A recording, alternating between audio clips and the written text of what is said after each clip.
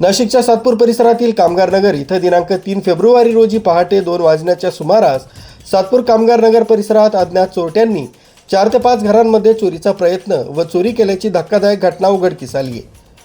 ही घटना सीसीटीव्ही कॅमेऱ्यात कैद झाली। या परिसरात सातत्यानं होणाऱ्या चोरीच्या घटनांमुळे परिसरातील नागरिकांमध्ये तीव्र संताप आणि असुरक्षिततेची भावना पसरली आहे।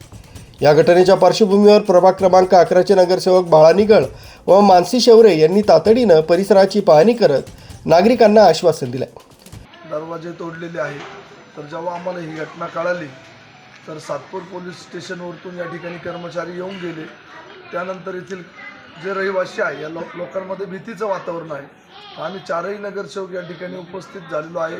सर्व लोकांना विश्वासात घेऊन या ठिकाणी गुंठेवारी पद्धत असल्यामुळे या ठिकाणी महानगरपालिकेचे काही स्ट्रीट लाईट्स असतील किंवा काही इथल्या सुविधा अपूर्ण असल्यामुळे या ठिकाणी खूप लोकांना त्रास सहन करावा लागत होता।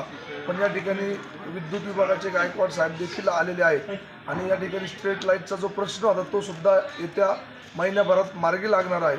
त्यानंतर या ठिकाणी सर्व कामगार नगरचे रहिवासी जमलेले आहे। आम्ही सर्वांनी एकत्र येऊन असं ठरवलं की आपलं कामगार नगर आहे, आपला प्रभाग आहे, आपलं कुटुंब आहे, तर आपण सर्वजण या ठिकाणी सर्व भागात सीसीटीव्ही लावण्यात येणार आहे आणि ते देखील लोकवर्गणीतून आम्ही लावणार आहे।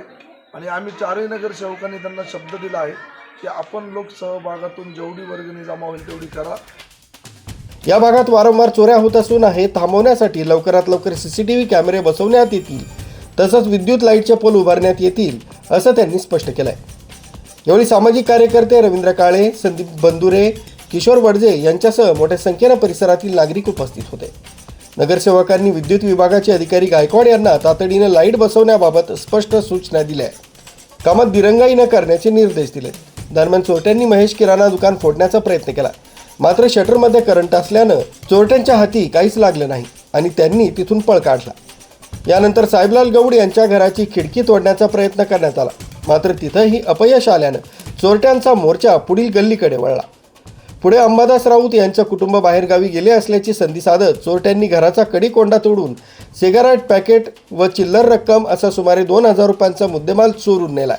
तसंच वसंत दराडे यांच्या घरातही प्रवेश करण्यात आला, मात्र तिथं अंड्याचं दुकान असल्यानं चोरट्यांच्या हाती काहीच लागलं नाही। आरबी न्यूजसाठी पांडुरंग भांगरे, नाशिक।